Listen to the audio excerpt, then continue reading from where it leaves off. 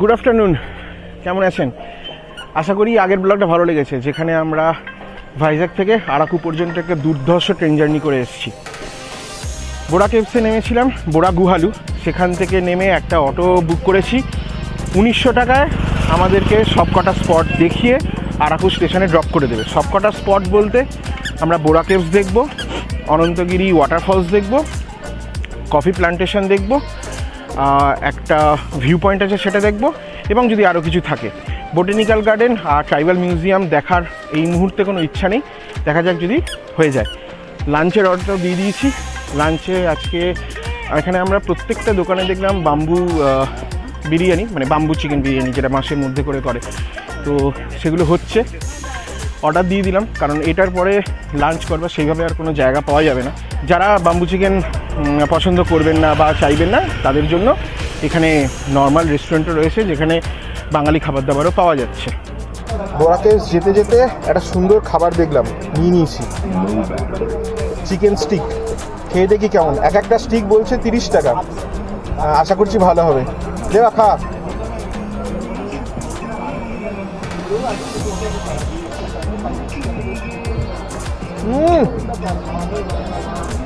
দুর্দান্ত। 30 টাকা এরকম স্টিক ভাবাই যায় না। দাদা আর দো দিজিয়েগা। আর দুটো দিতে বললাম।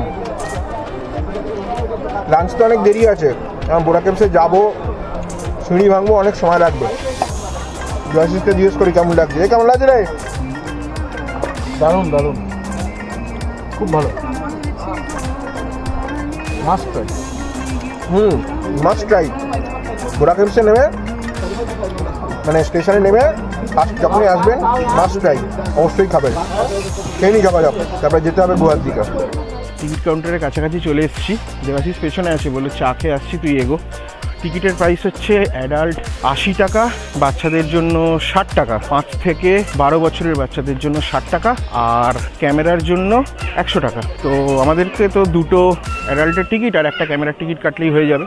যেটা ট্রেনে একটা ঠান্ডা ঠান্ডা ভাব পাচ্ছিলাম, সেটা হয়তো ট্রেন যাচ্ছিল বলে পাচ্ছিলাম। এখানে কিন্তু আর কোনো ঠান্ডা ভাব কিছু পাচ্ছি না। টিকিট কাউন্টারে এসেছি, টিকিটটা কেটে নিই। আর এটার ওপেনিং টাইম হচ্ছে 10টা থেকে 5টা, মাঝখানে লাঞ্চ ব্রেক 1টা থেকে 2টো। তো সেইভাবে হিসাব করে আসবেন। টিকিট এন্ট্রি করে ঢুকলাম, চতুর্দিকে গাছপালা ভর্তি। বাইরে যেরকমভাবে রোদ লাগছিল আর গরম লাগছিল, সেটা এখানে একদমই আর অতটা লাগছে না। কয়েকটাই সিঁড়ি নামলাম, নেমে এইদিকে হচ্ছে বোরা কেভস। আরও কয়েকটা সিঁড়ি নামতে হবে, নেমে পৌঁছে যাব কেভের ভেতরে।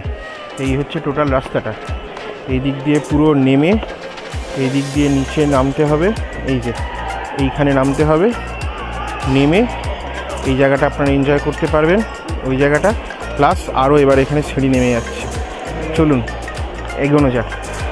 এতটা নেমেছি, এইখান দিয়ে একটা সিঁড়ি যেমন চলে গেছে, আর একটা সিঁড়ি এইটা দিয়ে চলে গেছে নিচের দিকে। নামার সময় কিন্তু খুব মজা করে নামছি, ওঠার সময় কিন্তু মাথা খারাপ হয়ে যাবে। হাঁপাবো তো বটেই, দেখা যাক কতক্ষণ লাগে।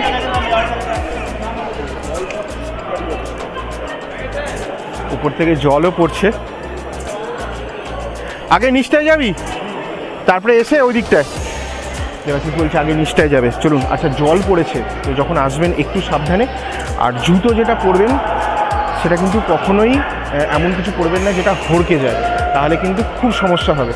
গ্রিপ আছে এরকম কোনো জুতো পরবেন, না হলে প্রবলেম হবে। সিঁড়িতে কিন্তু জল পড়ছে, জল মানে কেউ না কেউ জল ঢেলে দিয়ে যাচ্ছে, পাহাড়ের বিভিন্ন খাঁজ থেকে জল পড়ছে। তো সিঁড়িটা কিন্তু জলে পুরো ভিজে, সাবধানে নামতে হবে। দেখুন, পুরো কেভটা দেখাবার চেষ্টা করছি। বিভিন্ন জায়গায় একটু আলো দিয়ে ভেতরটা একটু মায়াবী করে তোলার চেষ্টা করা হয়েছে, একদম সাদা আলো না দিয়ে।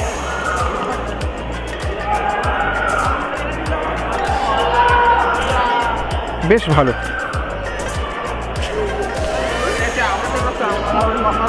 One of the best natural cave.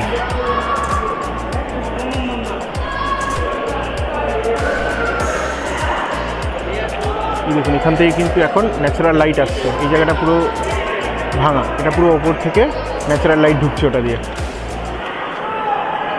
আমরা আরও নিচে নামছি।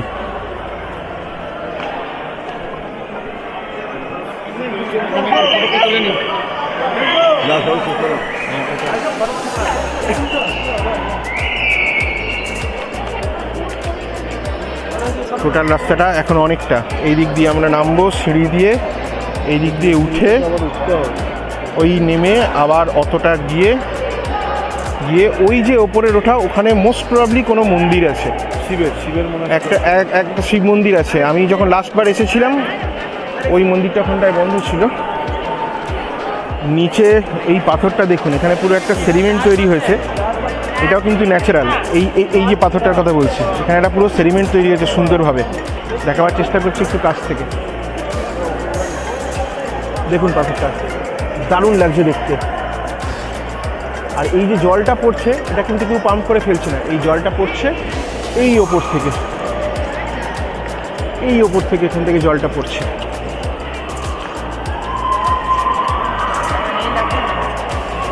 দেখুন পাথরটা কিরকম শেপ তৈরি হয়েছে,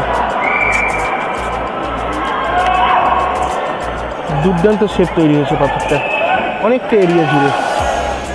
তুই উঠতে পারবি তো? নেমে তো যাচ্ছি, দেখা যাক উঠতে কতটা পারি। নিশ্চয়ই পারবো, কিন্তু আসতে তো হবে। উঠতে কতটা পারি মানে কি, থাকবো নাকি এখানে? উঠতে তো হবেই। এই পাথরটা যেটা দিয়ে জল পড়ছিল, যেটা দেখালাম আপনাদের, এই ফলকটা দেখুন, এই ফলকটাতে কি লেখা আছে সেটা বলছি। এর ঠিক ওপরে এই যে জায়গাটা রয়েছে, এখান দিয়ে ইস্ট কোস্ট রেলওয়ের ট্র্যাক গেছে। ইন্ডিয়ান রেলওয়েকে কুর্নিশ জানাচ্ছি এরকম একটা চ্যালেঞ্জিং প্রাকৃতিক জায়গাকে আমাদের সবার কাছে উপভোগ্য করে তোলার জন্য। যে ট্রেন জার্নিটা আমরা করে এলাম এতক্ষণ ধরে, তারই কোনো একটা ট্র্যাক এটার উপর দিয়ে গেছে। এটা ভাবতেই মানে অবাক লাগছে যে ইন্ডিয়ান রেলওয়ে কত প্রতিকূল পরিস্থিতির মধ্যে দিয়ে ট্র্যাক বিছিয়ে সেই জায়গাগুলো দেশবাসীর কাছে তুলে ধরেছে, যাতে আমরা সহজে অ্যাক্সেস করতে পারি দেশের বিভিন্ন প্রান্তে। দেবাশিস কোথা দিয়ে যাচ্ছে দেখুন, আমিও যাব। এটা একটু অল্পের ওপর দিয়ে অ্যাডভেঞ্চার, মাথাটা সামনে।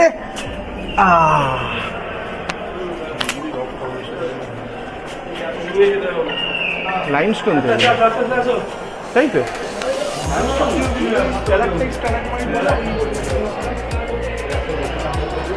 জল পড়ে পড়ে পুরো প্লেন হয়ে গেছে। আর শেপগুলো যা নিয়ে নিয়েছে না, এগুলো কিন্তু জলের এই শেপগুলো হয়েছে।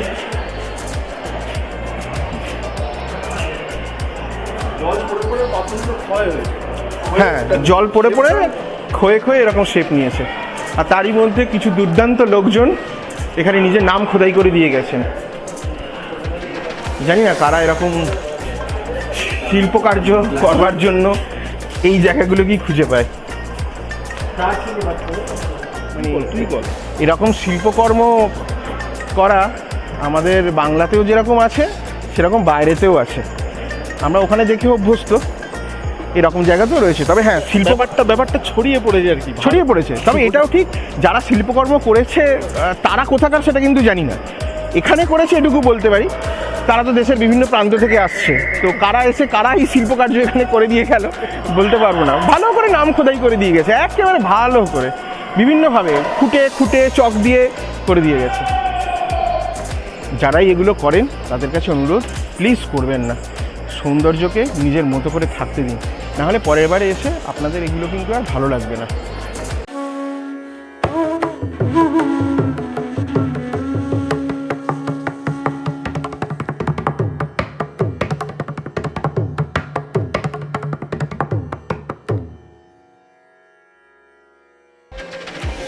একদম শেষ পয়েন্টে পৌঁছে গেছি, এটাই শেষ। আর এই জায়গাটা বেশ সুন্দর, একটা জল পড়ছে, একটু প্লেন জায়গা, এখানে কয়েকটা ছবি টবি তুলতে হবে। দারুণ লাগলো। এখন এবার পুরোটা ফিরতে হবে, যতটা হেঁটে এলাম, প্লাস আরেকটা ওঠার জায়গা রয়েছে, সেটা উঠবো। তো দারুণ এনজয় করছি, ভালো লাগছে। হাতে সময় নিয়ে আসবেন। কোমরের সমস্যা, পায়ের সমস্যা ইগনোর করুন, দূর থেকে দেখুন, বা যতটা পারবেন ততটাই। শুরুতে যেহেতু নামা, তাই নিজেদের শরীর বুঝে উঠতে পারবেন ততটাই নামবেন। আর একদম ভেতরে তো অবশ্যই আসবেন না, যদি পায়ের সমস্যা থাকে বা হাঁটুর সমস্যা থাকে তো আদারওয়াইজ দারুণ জায়গা।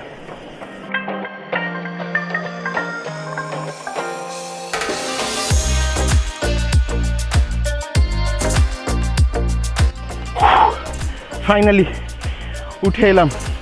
কেউ বলছে 2000 সিঁড়ি, কেউ বলছে 1000, কেউ বলছে 800, জানি না, অনেক কটাই সিঁড়ি আছে, হাঁপিয়ে গেছি। তবে দুর্দান্ত ভেতরটা। ওপরে একটা শিব মন্দির ছিল, আমরা ওখানে উঠেছি, কিন্তু যেহেতু ধরে ধরে উঠতে হবে সেহেতু ক্যামেরা বার করে আর করতে পারিনি, মোবাইলে তুলেছি। জানি না কীরকম লাগলো ফুটেজটা, অলরেডি তো দেখলেন। ওপরে যদি উঠতে পারেন খুব ভালো লাগবে, নাও পারলে যতটা পারবেন ততটা যাবেন, ভেতরটা সুন্দর। এখান থেকে বেরিয়ে ফার্স্ট খেতে যাব, খাবার অর্ডার দেওয়া আছে। বোরা কেভস থেকে এসে চলে এসেছি আজকে দুপুরের লাঞ্চ। আজ আমাদের বাম্বু চিকেন বিরিয়ানি, এই মাছটা দিয়ে রান্না হয়েছে। এবার দেবাশিসের প্লেটে দিচ্ছে, একটাই অর্ডার দিয়েছি আমরা।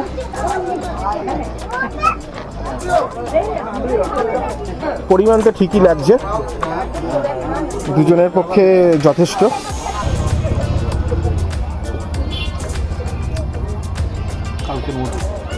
খারাপ না,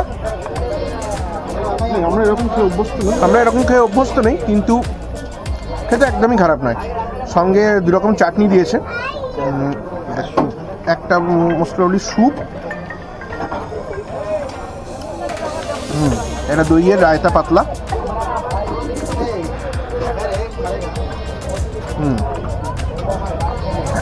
একটা ঝাল, আর একটা দইয়ের স্যুপ। আমার তো খারাপ লাগছে না। চিকেনের পিসও প্রপার রয়েছে, আর সঙ্গে লেবু আর স্যালাড রয়েছে। এই দুজনের এই পুরোটা দাম নিয়েছে 500 টাকা। এখানে অনেকগুলো দোকান আছে, আপনারা যেটা ইচ্ছা অর্ডার দিতে পারেন, সেরকম কোনো ব্যাপার নেই, খেতে সব একই হবে। সিঙ্গেল মানে একা কেউ এলে সেক্ষেত্রে ছোটোও রয়েছে, 250 টাকা 300 টাকা এরকম, আর বড়ো ক্ষেত্রে 500। খেয়ে নিই চটপট, খেয়ে দিয়ে তারপরে অটো করে পরের ডেস্টিনেশনে। দেবাশিসকে জিজ্ঞেস করিনি কেমন লাগছে, ঠিক তো ভালোই লাগছে, খারাপ না, চলে যাবে, ঠিক আছে। তাহলে খেয়ে নিই, খেয়ে দিয়ে কথা হচ্ছে অটোয় বসে।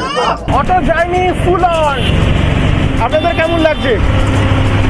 ভিডিওটা লাইক করে জানান, লাইক।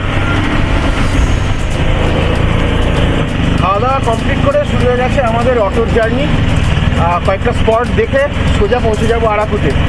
আমাদের প্রথম স্পট হচ্ছে অনন্তগিরি ওয়াটারফলস। বোরা কেভস থেকে অনন্তগিরি ওয়াটারফলস মোটামুটি আধা ঘন্টার মতো।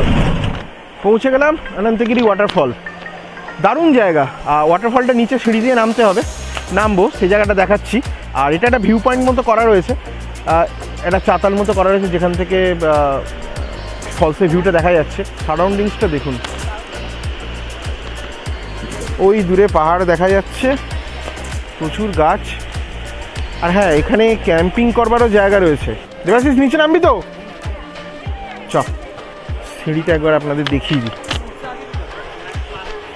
সিঁড়ি সোজা যাচ্ছে, আর ওই যে ফলসটা নিশ্চয়ই এখান থেকে দেখতে পাচ্ছেন। আর ফলস দেখতে না পেলেও শব্দ তো নিশ্চয়ই শুনতে পাচ্ছেন, দেখতেও পাবেন ওই যে ফলসটা। হাতে সময় থাকলে এক্সট্রা জামা কাপড়, টাওয়েল এগুলো নিয়ে আসতে পারেন। নিচে চানের ব্যবস্থা রয়েছে, অনেকেই কিন্তু চান টান করছে, দারুণভাবে এনজয় করবেন। দেখাচ্ছি কোথায় চান টান করা যাবে না যাবে। আগে পুরোটা নিচে নামি, চলুন।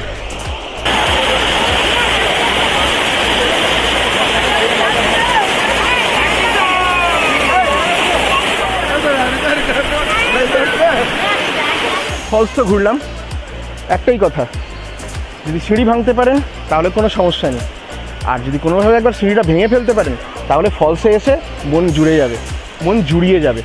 যদি এক্সট্রা জামা কাপড় ক্যারি করেন বা টাওয়েল ক্যারি করেন তাহলে চান অবশ্যই করবেন, রিস্কের কোনো ব্যাপার নেই, কোথাও কোনো হরকার নেই, সুন্দর ব্যবস্থা করা রয়েছে। আর মহিলাদের ক্ষেত্রে ড্রেস চেঞ্জ করবার আলাদা একটা ঘর রয়েছে, তো ওই দিক থেকেও কোনো সমস্যা হবে না। যদি পারেন, হাতে সময় থাকে, সুযোগ থাকে, নিশ্চয়ই এসে চান করুন। এবার উঠে পড়ি, এই যে এই সিঁড়ি দিয়ে এখন উঠতে হবে। এসে গেছি next destination Galikonda view point. এটা একটা রাস্তার মধ্যেই একটা চাতাল মতো করা রয়েছে, যেখান থেকে দাঁড়িয়ে পুরো ভ্যালিটার একটা ভিউ পাওয়া যায়। এখানে বিভিন্ন রকম স্ন্যাক্সও পেয়ে যাবেন, সুইট কর্ন পাওয়া যাচ্ছে, চিকেনের স্টিক পাওয়া যাচ্ছে যেটা আমরা খেয়েছিলাম, প্লাস কফি রয়েছে। তো চলুন এখানে বেশিক্ষণ সময় নষ্ট করবো না, বেরিয়ে পড়ি। আমাদের পরের ডেস্টিনেশন কফি প্ল্যান্টেশন, ওখানে যাব, দেখছি ওখানে যদি কফি পাওয়া যায় তাহলে একবার টেস্ট করব। ভিউ পয়েন্টে অনেক রকম খাবার ছিল, যেরকম আপনাদের বলছিলাম, সেখান থেকেই নিয়ে নিয়েছি একটা ভুট্টা। দারুণ খেতে, হেভি মিষ্টি, দারুণ খেতে, দারুণ লাগছে খেতে। আর সেরকমই রাস্তা।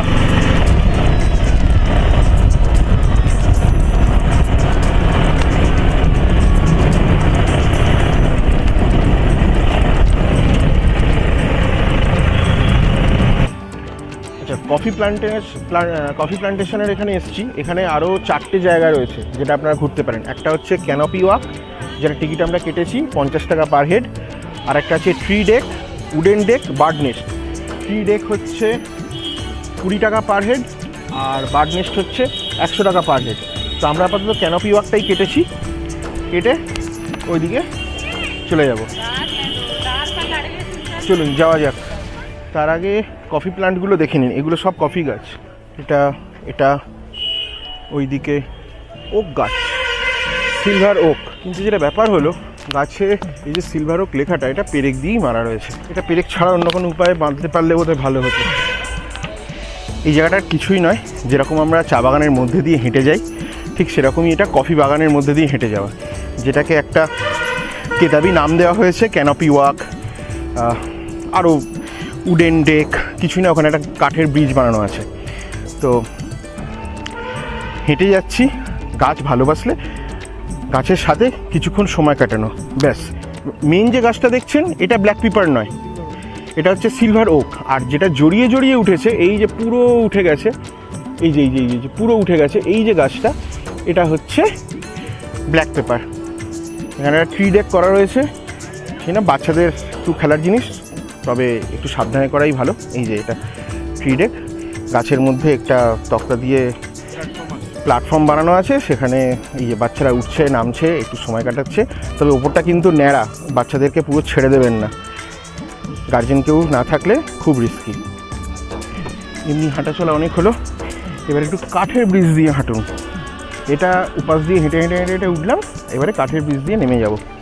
চারদিকে আবার বলছি গাছ রয়েছে, আর প্রত্যেকটা গাছেই না গোলমরিচের গাছ কিন্তু পাখি পাখি উঠেছে। প্রত্যেকটা যে বড় গাছ রয়েছে, প্রত্যেকটা গাছেই গোলমরিচের গাছ পাখি পাখি উঠেছে। আর এই হচ্ছে উডেন ব্রিজ, এটা দিয়ে আমরা বাইরের দিকে বেরিয়ে যাবো। তবে 50 টাকাটা একটু গায়ে লাগলো, 30 টাকা হলে ভালো হতো কিন্তু, এটা বলতে পারি।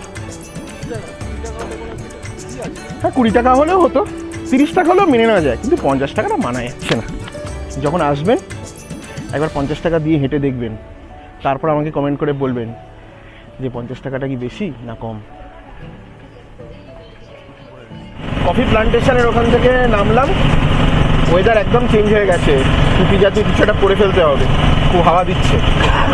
এখান থেকে আরাকু লাগবে 1 ঘন্টা। আরও 2টো জায়গা আছে যেটা স্কিপ করব, একটা হচ্ছে বোটানিক্যাল গার্ডেন, আর একটা হচ্ছে ট্রাইবাল মিউজিয়াম। আর আমরা বোরা কেভসে বা অনন্তগিরি ওয়াটারফলসে অনেকটা সময় কাটিয়ে দিয়েছি, বা আমরা খাবার সময় ওখানে অনেকটা সময় নষ্ট করেছি। কিন্তু আপনারা যদি ট্রেন থেকে নেমে একটু তাড়াতাড়ি সব বুকিং করে নেন, তাহলে আপনারা ট্রাইবাল মিউজিয়াম, বোটানিক্যাল গার্ডেন এই দুটোই প্রপারলি একদিনে দেখে আরাকু পৌঁছে যেতে পারবেন, কোনো অসুবিধা হবে না।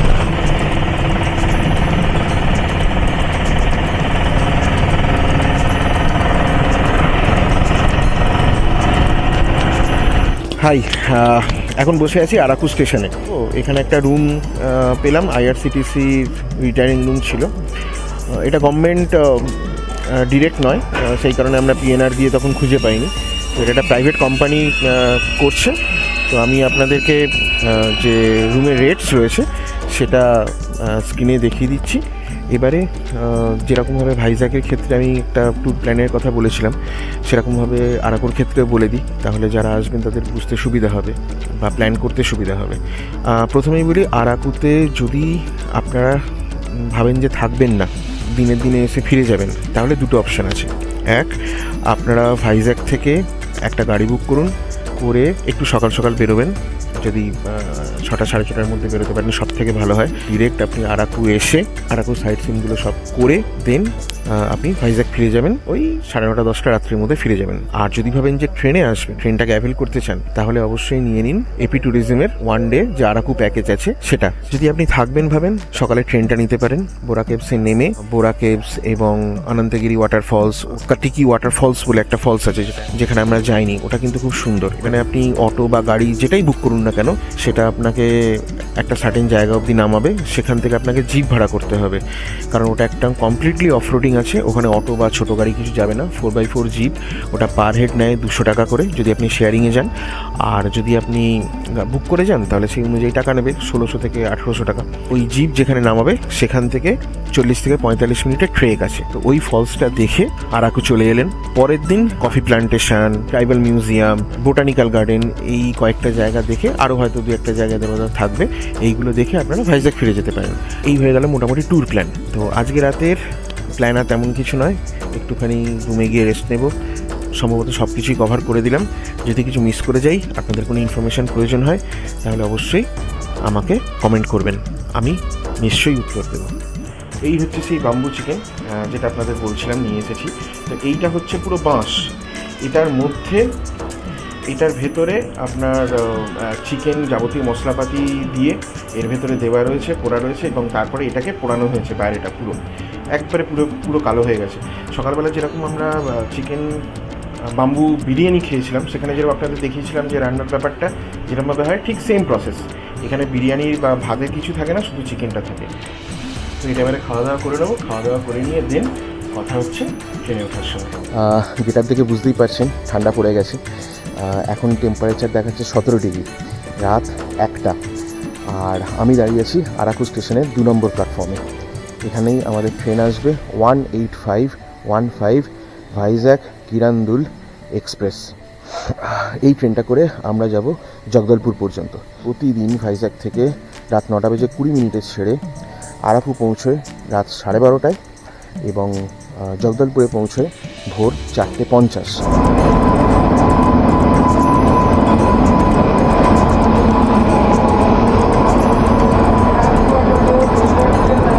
এই যে আমাদের কম্পার্টমেন্ট S2,